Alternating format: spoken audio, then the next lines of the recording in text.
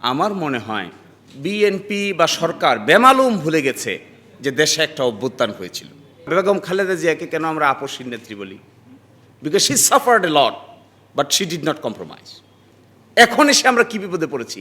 তার দল সরকার গঠন করার আগে যা বলেছে, সরকার গঠন হওয়ার পরে কিংবা নির্বাচনের পরেই 180 ডিগ্রি অ্যাঙ্গেলে পোল্ট্রি মারছে।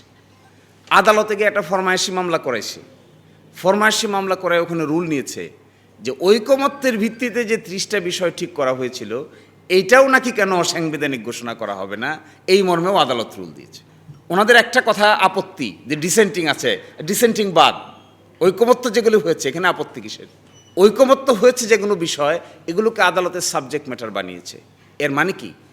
এর মানে হলো লিডারশিপের জীবনের সবচাইতে গুরুত্বপূর্ণ বিষয় হলো ট্রাস্ট এবং কনফিডেন্স।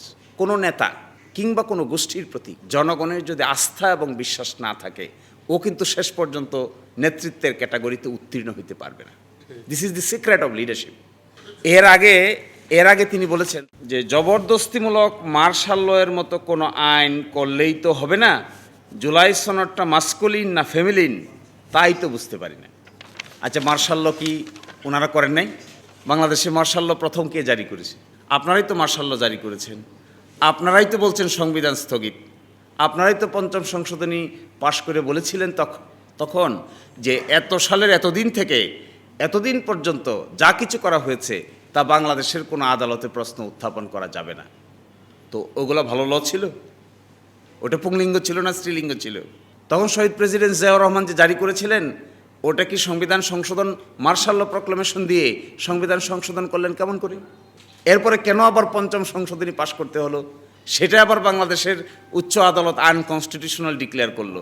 আমার মনে হয় বিএনপি বা সরকার বেমালুম ভুলে গেছে যে দেশে একটা অভ্যুত্থান হয়েছিল। তারা মনে করছে একটা নিয়মতান্ত্রিক সরকার ব্যবস্থার মধ্য দিয়ে নির্বাচন হয়েছে, বাস that is what is the final. কিন্তু তারা একেবারে বেমালুম কি করে ভুলে যায় যে এই দেশের মানুষ রক্ত দিয়েছে।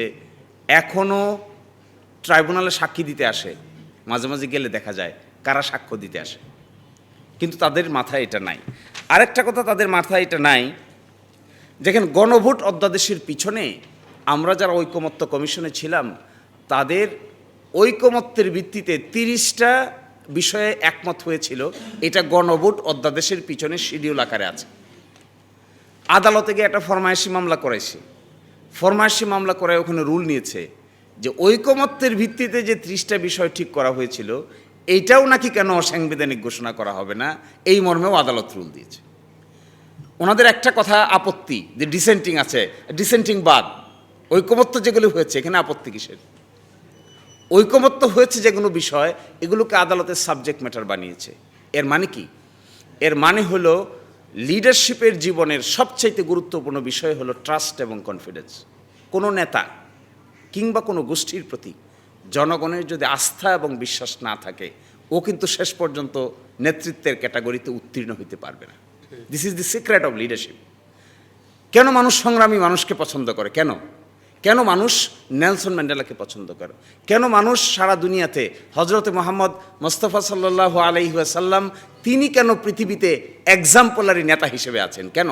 বিকজ তার কথা এবং তার কাজ, তার মুআমেলাত, তার কর্মকাণ্ড, তার পলিসির মধ্যে আপনি বৈপরীত্য দেখতে পাবেন না। একইভাবে নেলসন ম্যান্ডেলা 28 বছর ছিল জেলের ভিতরে। আপনি দেখবেন ওই ভদ্রলোকের জিন্দেগিতে জেলে গেছে, জুলুম হয়েছে, থাকতে থাকতে জীবন পার করে দিছে, কিন্তু কখনো নিজের দেওয়া কমিটমেন্ট থেকে সরে দাঁড়ায় নাই।